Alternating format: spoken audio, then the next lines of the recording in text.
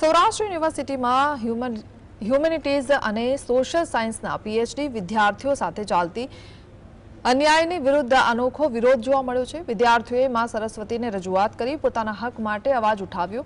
છેલ્લા 4 મહિનાથી ભવનમાં ડીનની ખાલી જગ્યા હોવાના કારણે રજીસ્ટ્રેશન પ્રક્રિયા અટકી પડી છે। જો આગામી 2 મહિનામાં વિદ્યાર્થીઓના વાયવા ન લેવાય તો તેમનું રજીસ્ટ્રેશન રદ થવાની શક્યતા છે। વિદ્યાર્થીઓનો આક્ષેપ છે કે યુનિવર્સિટીની અંદર રાજકીય પ્રવૃત્તિઓ વધી રહી છે, જેને લઈને કોંગ્રેસના નેતા ધરમ કાંબલિયા પણ વિદ્યાર્થીઓ સાથે જોડાઈને યુનિવર્સિટી પ્રશાસન સામે કડક રજૂઆત કરી।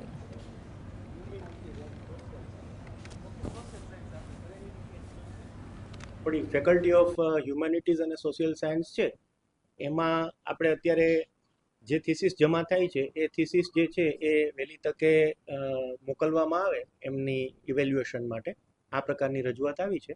વિભાગની અંદર આપણે એની ઘણા વખતથી સૂચના આપી છે, એટલે ડીનની ગેરહાજરીમાં પણ એ ચાર્જ જે છે અથવા કુલપતિના લેવલે પણ એ થીસીસ છે એ મોકલી શકાય એની સૂચના આપેલી છે।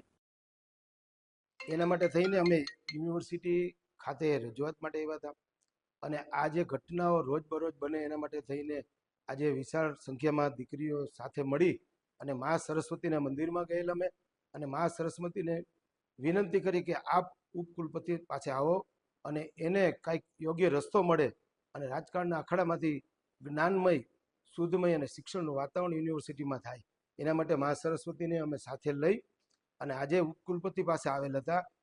તેમને પર આશીર્વાદ આપેલ અને આ દીકરા દીકરીનું થીસીસ 2 દિવસમાં આગળની કાર્યવાહી કરે એના માટે અલ્ટિમેટમ આપે છે।